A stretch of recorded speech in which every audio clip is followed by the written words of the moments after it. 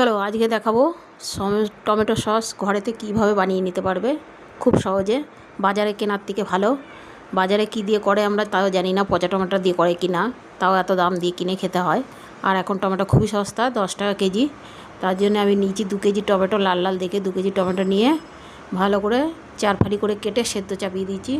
সেদ্ধ হয়ে গেলে এটাকে ভালো করে আমি রসটা বার করে নেবো। শুধু রসটা লাগবে, জল দেবো না, কিন্তু এক ফোঁটাও জল দেবো না, তাতেই গলে একদম হয়ে যাবে।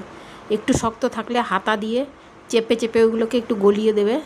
আর টমেটোর রসটাই এতটা বেরিয়েছে, দেখো 2 কেজি টমেটো দিয়ে এতটা রস বেরিয়েছে। আমি কিন্তু জল টল কিছুই দিই নাই।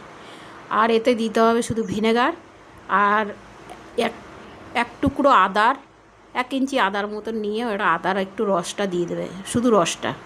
আর ভালো করে ফুটিয়ে নেবে। যখন হয়ে যাবে একটা থালাতে কিংবা একটা প্লেটে নিয়ে এরকম করে দেখবে, যদি গড়িয়ে পড়ে যায় তাহলে মনে করবে টমেটোর সসটা এখনও হয় নাই, আর একটু জাল দেবে। আর যদি গড়িয়ে না পড়ে যায় তাহলে ভাবে হয়ে গেছে। আর দেখো টমেটোর সসটার কালারটা দেখো কী সুন্দর হয়েছে।